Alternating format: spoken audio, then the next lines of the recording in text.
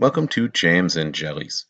We'll discuss the preservation of fruits and vegetables using a few different techniques, such as drying, pickling, using sugar preserves, and finally, canning.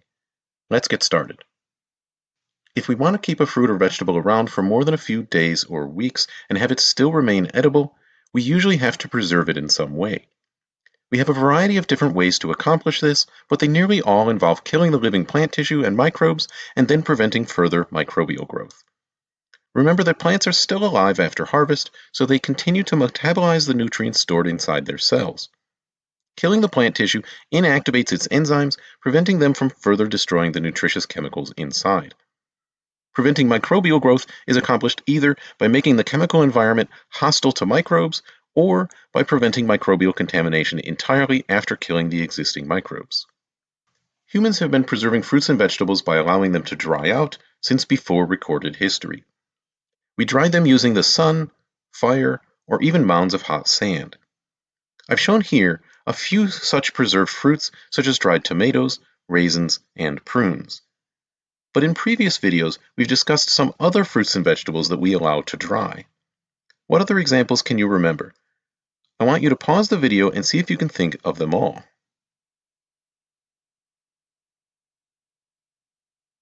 Examples we've discussed previously include vanilla beans, cocoa beans and the cocoa pulp, coffee beans, and tea leaves.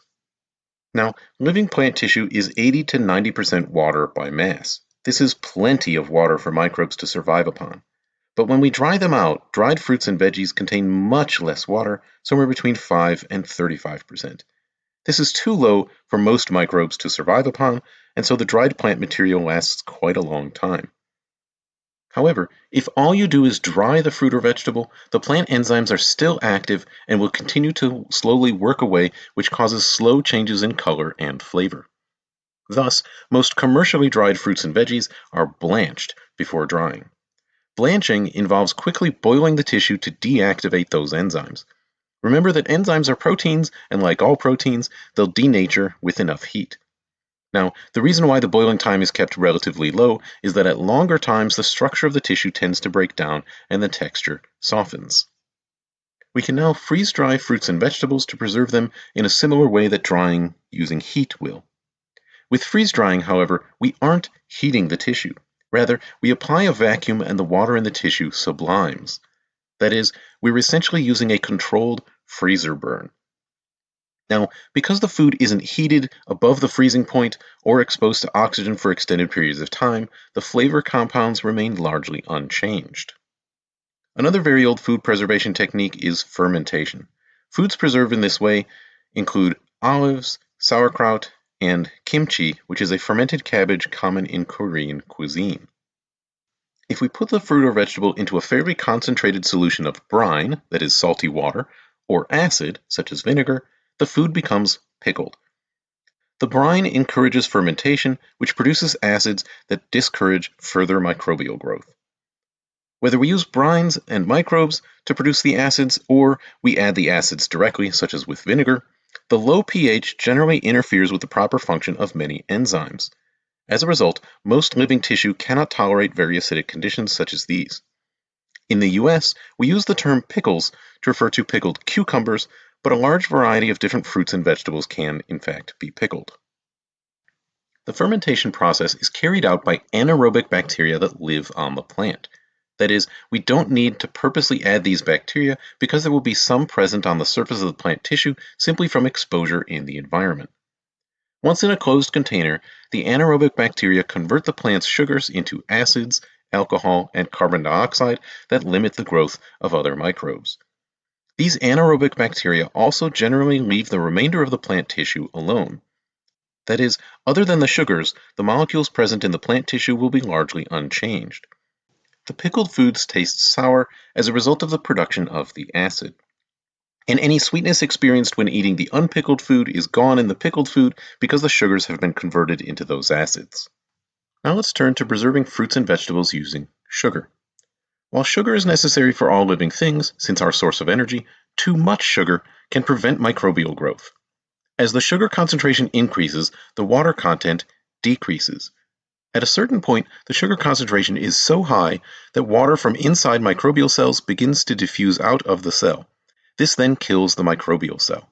That is, we're removing water similar to what we saw with the drying processes we discussed earlier. Another effect of adding all this sugar is that so much sugar must be added that the result is a very syrupy liquid surrounding the plant tissue. The syrup tastes good and also makes the texture quite thick. This is why most canned fruits come packed in a thick syrup, although in recent years some fruits are now being packed in a fluid that's mostly their own juice. Around 300 CE, sugar and fruit were cooked together until the volume was halved to produce a very thick, stiff paste similar to a fruit cheese. A fruit butter, which is somewhat more common, is more spreadable than a fruit cheese because it hasn't been reduced quite as far.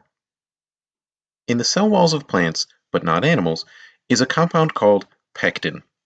When heated, the pectin leaves the cell wall and dissolves into the surrounding water. In a dilute water solution, the pectin molecules have a negative charge and thus repel each other. But once sugar is added, the sugar molecules attract the water molecules away from the pectin molecules. And as we heat the mixture, some of the water molecules evaporate, leaving the pectin molecules even more exposed. Remember in previous videos we've said that acids contain high concentrations of hydrogen ions, a positively charged ion. So when we then add acid, the negative charge on the pectin molecule is neutralized. This means that neighboring pectin molecules no longer repel each other and therefore allows them to form chemical bonds, forming a lattice structure. This structure turns the liquid into a semi-rigid gel, hence the term jelly. Some fruits, such as quince, apples, and citrus fruits, are pectin-rich, that is, they have high concentrations of pectin in their cell walls, so they easily form jellies. Other fruits, such as berries, are pectin-poor, so they need to be at significantly higher concentrations to form a jelly. That is, more water needs to be removed before they'll gel. Note here that I'm using the culinary definition of a berry rather than the botanical definition. The botanical definition of a berry is a simple fruit derived from a single ovary of an individual flower. Lots of fruits fall into this category, with many of them not being thought of as berries by most of us. Some examples of botanical berries include watermelons, avocado, banana, coffee berries, grapes, pumpkins, and cucumbers. Simple fruits are distinguished from accessory or aggregate fruits such as strawberries or raspberries, respectively. Again, I'm using the culinary definition of a berry, which will line up with what most of us think of as a berry. That is, if it has berry in its name, it's a berry. Okay, back to pectin. The initial heating of the fruit must be long enough to extract the pectin molecules from the cell wall, but short and gentle enough not to break the pectin chains into smaller pieces. That is, the pectin molecules are reasonably stable when heated, but they will slowly break down at high temperatures. This is especially true if the pH is low, that is, acidic. Combining heat and acidic conditions causes the pectin chains to break into pieces that are too small to form the extended network necessary to form the gel structure. Of course, many fruits have a significant concentrations of acids in them, so we have to take into account both how concentrated the pectin is as well as how concentrated those acids are. When we heat a fruit, not all of the cellular material will dissolve in water. So if a clear jelly is desired, then the solid, undissolved particles of cell debris must be removed by filtering the mixture after we heat to extract the pectin chains from the cell walls. Now, you don't have to filter, it's just that if you don't, you'll end up with a somewhat cloudy looking jam or jelly. Next, sugar is added along with any additional pectin if we're using a low pectin fruit. Then, the mixture is boiled to remove most of the water and thereby concentrate the remainder of the ingredients. The boiling process continues until the mixture boils at 217 to 221 degrees Fahrenheit at sea level. Note that these temperatures will drop by 2 degrees for each 1,000 feet of elevation above sea level. By the time the mixture boils at these temperatures, the sugar concentration is about 65%. But you might be thinking, doesn't water boil at 212 degrees Fahrenheit? You'd be correct for pure water, that is, for water with nothing else dissolved in it. But when we dissolve other substances into a solvent, such as water, the boiling point increases. We'll come back to this point in a few slides, but for now, it's enough that the higher the concentration of solutes, that is, substances dissolved in the water, the higher the boiling point of the water. I've shown here 6 jars of jelly boiled to different temperatures. As the boiling point increases, you can see the color of the jelly gets darker. This is because in order to boil at a higher temperature, the solute concentration needs to be higher. To accomplish that, we need to remove more of the water. As the concentration increases, more of the light gets absorbed, and so the jelly appears darker in color. After boiling, the acid is added to help the pectin chains grow longer. Note that the acid isn't added before this point because if it's present during the boiling, it will break down the pectin chains into shorter pieces, which then won't form that extended lattice structure necessary to form a gel. The last step in making the jam or jelly is then to pour the mixture into sterilized jars and allow it to cool.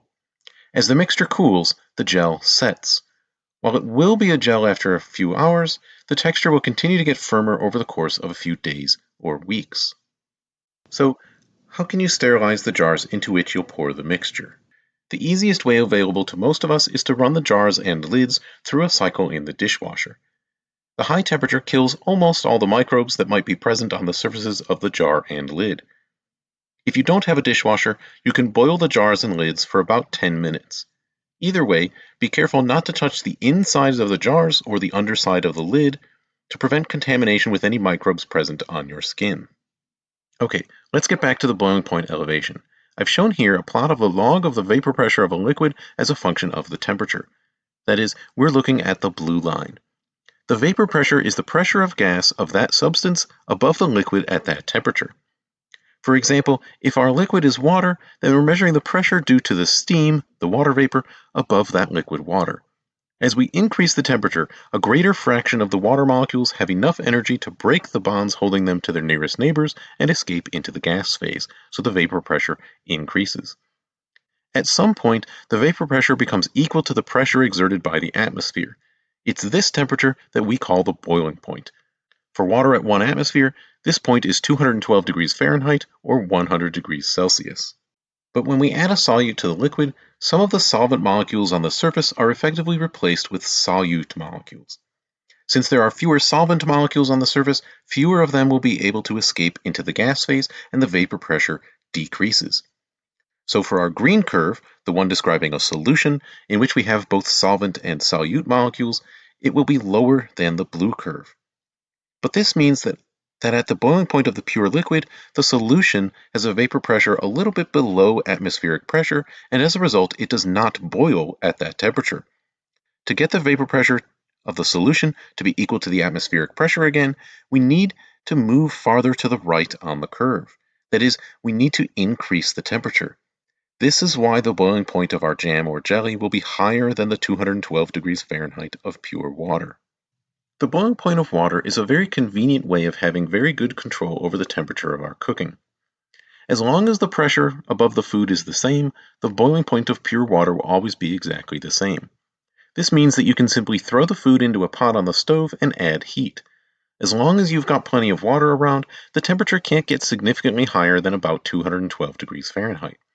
As we've seen, the temperature can get a little bit higher, but you can't get the food to, say, 250 degrees because the energy goes to boiling the water rather than raising the temperature.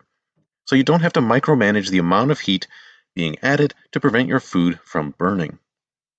But there's one more effect that this graph can show us. If we look to the bottom left, we can see a black curve labeled ice. When the temperature reaches the point where the blue, pure liquid curve intersects that black ice curve, the liquid will freeze. But again, the green solution curve is below the blue curve, which means that the green solution line intersects the black curve farther to the left. That is, the solution will freeze at a lower temperature than the pure liquid. It's this freezing point depression that we take advantage of when we spread salt on our snowy and icy roads in winter. The salt dissolves in the water, lowering the freezing point enough to thaw the ice. Now, this works because in most places the temperature gets only just below the freezing point. That is, if the temperature were really cold, such as -40 degrees, the salty water would still freeze. The last preservation technique we'll discuss is canning. Canning involves putting food into a hermetically sealed container, such as a can or a jar, and heating it. The heating deactivates the plant enzymes, remember that they are proteins and will denature upon being heated, as well as killing any microbes present. As long as the container remains sealed, then no microbes can enter the food and cause spoilage. In addition, we've also effectively prevented oxygen from being able to oxidize the molecules within. As a result, canned food can remain at room temperature for months. Once you open the can or jar, however, you've exposed the food to microbes and will now need to either eat the food quickly or keep it refrigerated just as if you hadn't canned it at all. Now, we assumed earlier that when we heated the canned food that all of the microbes died. Unfortunately, a few strains, such as Clostridium botulinum, can survive the boiling process. To kill these hardier microbes, you have to heat to higher temperatures than 212 degrees Fahrenheit, which means you need to increase the atmospheric pressure exerted upon the boiling water. We can do so in a pressure cooker, which typically gets to temperatures around 230 degrees Fahrenheit. However, most of our canned foods don't get heated to these temperatures, and so Clostridium botulinum is able to survive. This bacterium thrives in low-acid, airless environments and produces the deadly nerve toxin that causes botulism. The toxin itself is easily destroyed by boiling, but the bacterial spores can survive being boiled at 212 degrees Fahrenheit. As a result, any can that you see bulging outwards from the pressure of gases produced by bacteria growing inside should be discarded. Note that the weakest part of the can is the flat top and bottom. In each of these three images, the two ends of the can are bulging outwards, and so the food inside is not safe to eat. Note that many cans will contain dents pushing the sides or ends of the can inwards. These dents are not from microbial growth. Rather, the cause is much more mundane. They've been dropped or otherwise crushed with force, perhaps from forklifts or other industrial machinery. If the dent pushes the side of the can inwards, the food inside is still safe to eat, provided that the dent doesn't cause a hole in the can through which microbes can get in.